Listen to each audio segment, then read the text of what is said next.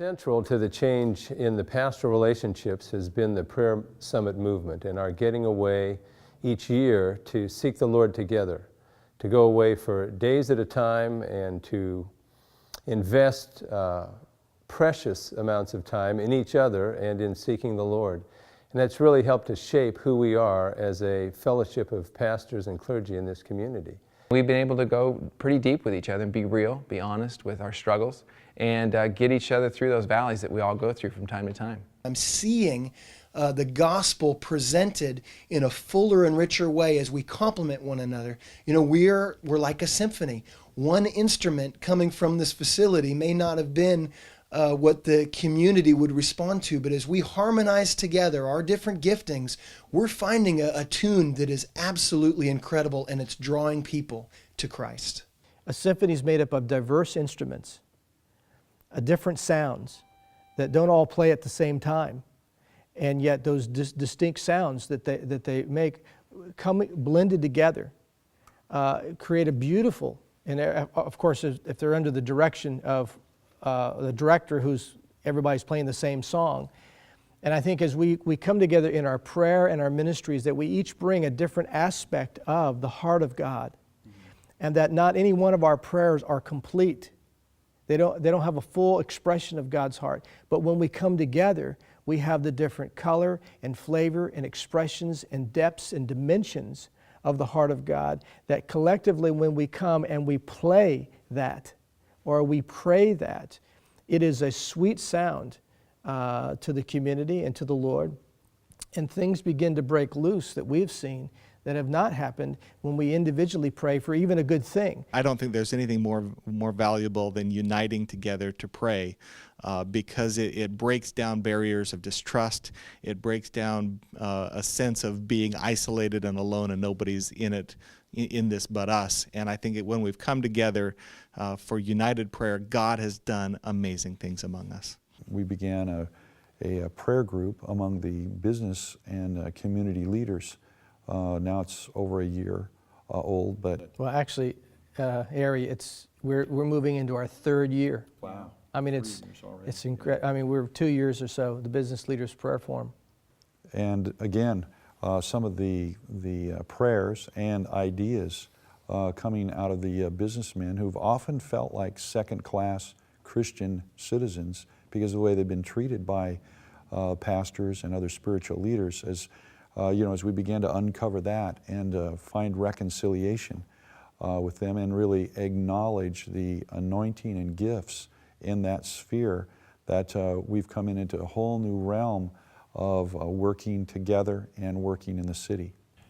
Out of the pastor's prayer meeting and the businessman's prayer meeting that we've been doing, we've started a group called Hinge, which is a leadership alliance of the entire spectrum of pastors, businessmen, and community leaders. And we're working together in that group to find ways to impact our area for Christ. And it's wonderful because we don't always agree on everything, and we have to hash a lot of stuff out. We've spent months working through a lot of issues. But out of it is coming life and hope for all of us, and we see something significant being born. We've had tremendous input over the years from outside ministries and organizations who have come in and at specific moments sown into us that important truth or perspective or encouragement that we needed. Hinge has come out of just such a time where we had a summit where we had someone from outside the area come in and lead us, and it was out of their counsel and encouragement that we began to really see, okay, it's time to move to unite the business community and the church community. These are believers in these spheres in a more united way and around a more even table, as it were, not just the pastors getting business leaders onto their thing, but coming at an equal footing and saying, how can we serve the purposes of God together? My dream to see for business guys is to go realize, you know what? It is not my company. It is God's company, right? We're an employee of God's company. Therefore, what we get out of our company is our livelihood. It isn't about just adding more to my assets. It's, God, what have you allow me to live on? And what are you wanting me to pass through my company in resourcing? I remember years ago, we began to specifically ask ourselves the questions on Wednesdays when we gather as pastors and leaders to pray. Someone asked the question, what kind of influence do we have in civil government? And none of us really could have any kind of expression of knowing civil officials to the point of expressing our opinions. And I remember we began to pray very specifically, God, would you give us favor? Would you open doors that we would be able to speak into the lives of those in civil government and have an impact in some of the decisions that are made. And we're starting to see that. I think that's what you're making reference to. Right.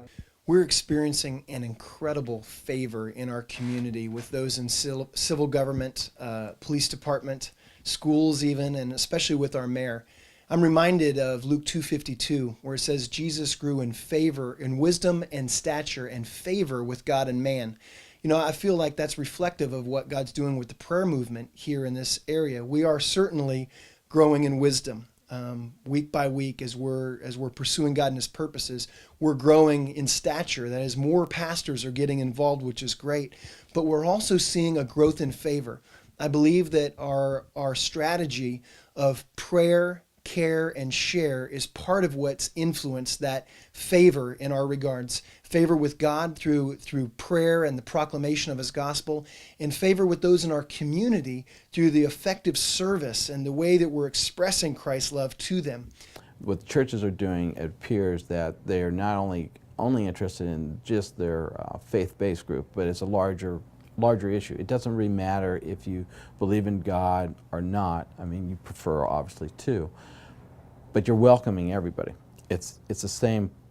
It's our same neighborhoods, and it looks like the neighborhood is no longer just a block. It is all Santa Rosa. It is all Sonoma County, and it's going to grow larger. You've started an incredible movement, and no one's going to get in its way, which is so different than what occurred, I think, between when I was a child to where I am today. There appeared to be people who were starting just to focus on themselves. It's all about me. It's all about what my success will be. How can I leverage myself to be better than I am? Well, today it's different. It's how can I help our community, and by accident, everyone's getting elevated. Well, it's not by accident. It's because everyone actually cares. And the faith-based group is probably the force behind it, which is fantastic. It's that the city has put together a grant program for different organizations who are working with the gang problem. And we've been recommended with Hope Works, even though it's a faith-based program, we've been recommended to receive the highest grant of any of the organizations in our community, which I received a congratulations call from our mayor saying, I didn't influence this, but I sure am happy that it happened, because we really believe that this program is part of the solution to gangs in our community. And so they've proposed that we receive $100,000. I think the trust has been built amongst ourselves, and the community's responding in seeing that they can trust us, that we're not going to hammer Jesus over their head, but display the love of Christ that they're very open to respond to. A group of pastors and ministry leaders from Santa Rosa and Marin County, or Sonoma County, Marin County, traveled to Israel. And I have to say that what made that trip what it was the relationship. Going back to what I said earlier, the relationships made all the difference. I mean, there I was in the Jordan River being baptized by a Baptist pastor and a Nazarene pastor. I'm an Assembly of God pastor, and I'm being baptized in the Jordan River. Talk about walking something that's unheard of. And then when we were done, we embraced and we just worshiped God. What an incredible experience that went way beyond just the reality of being baptized in the Jordan River, but the reality of relationships. We're doing life together, and we are in this together for the Lord. That's where it really the rubber meets the road. And so it's been life-changing for me. I can't imagine not being a part of a group of ministers that are doing this together. Church life without a connection to what God is doing would to me, be a waste of time. I think about our interaction of late with the First Nations group from our area. Native Americans, they're called often. We've been indifferent to them. And there's been a healing process that's beginning to take place, is that as a direct answer to that united prayer, indifference began to be revealed, and we're seeing something powerful. And even going back into, historical roots with Christians and Jews, and God breaking down indifference with what's happening with Israel, and things that have come out of that. I think that is such an important factor, and prayer is right at the root of that. God opened that door, and now we've begun a relationship with Pastor Ben Medell, Native American Indian pastor, and walking in relationship, praying, listening to the concerns, and of course knowing his heart to see the reconciliation amongst the various tribes in California. And then of course with us as more of the Anglo churches, we're really seeing God bless that and embrace that as we begin to what it looks like is that we can't change what's happened in the past, but we begin to treat one another with the kind of respect and responsibility that God originally gave to the indigenous people, and honor what God has put in them and call them to the table of leadership and places of honor. To me, that's walking in reconciliation. It's just not words, but we begin to show that. The responsiveness on the part of the pastors, when I put the call out to leaders to come with me to Israel, to experience the body of Messiah over there, to meet Arab leaders and Christian leaders and Jewish leaders, and to involve themselves in the life of Israel, the responsiveness, the quickness, and the depth to which the pastors reacted has been very, very gratifying to me.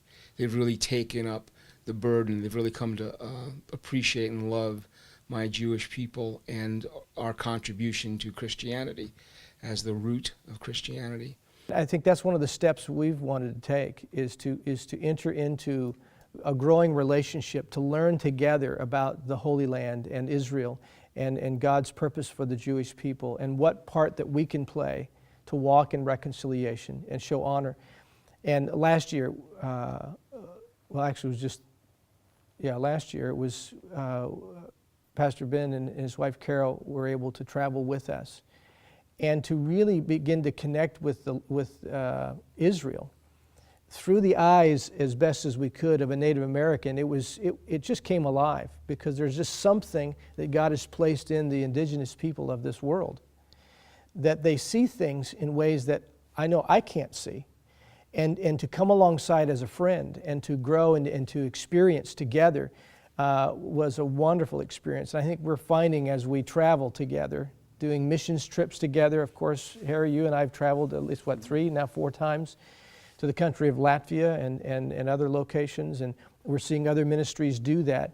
That partnership in evangelism, that partnership in world missions from a central location within our county is one of the most exciting things I've ever experienced in my life. Spring of 2006, a number of the business community leaders went on that trip to Israel, and now they've come back with a vision for helping the Jewish free clinic here in the county. The beautiful thing of that is that this is a ministry by the Jews in the county to minister to the poor, but their facility was just totally inadequate for the amount of needs that were there. And so some of the Christian businessmen became aware of that need, and then have laid out a plan to completely build that clinic just as an act of love. It's the only free health clinic in Sonoma County, and it's actually started by the Jewish community. They've done that. And so for the first time, what we're doing as community builders groups, coming alongside to partner with them to build a clinic for them down in Katati that will help those people in need. And it's kind of a unique situation because community builders groups coming along. Now we have Pastors Prayer Fellowship says, I want to come on board as well, which brings 20 to 30 churches, really the people within those churches, to come and do the work. And that's an exciting thing, because now we have a nonprofit mixing with businesses, mixing with churches, going to help another nonprofit out of really a whole other culture in some degree to help get the work done. And I think God honors that. On the north coast here, we live close to the Golden Gate of San Francisco Bay. And 180 degrees from here around the world is the gate in Jerusalem known as the Messiah's Gate, or the Golden Gate. That is where we believe the Messiah will come back through. What a privilege to be connected from Golden Gate to Golden Gate. We all know this. We read this, we teach this, we believe this, that any time that God has ever done a great work anywhere at any time, it's been when people have come together to pray. And, you know, we read books like Fresh Wind, Fresh Fire, and we think that because we've read it, we're doing it. And the fact is, just far too many of us aren't. And so I anticipate and really sense, I can't say that I see yet, but I sense that the Lord is going to do something great in the city. I'm not just saying that. I really think that all of us are sensing that in a whole new way, because we're not just reading about prayer or preaching about prayer, but we're praying. And I've been told as a pastor, if you want your congregation to pray more, don't teach it, you pray more.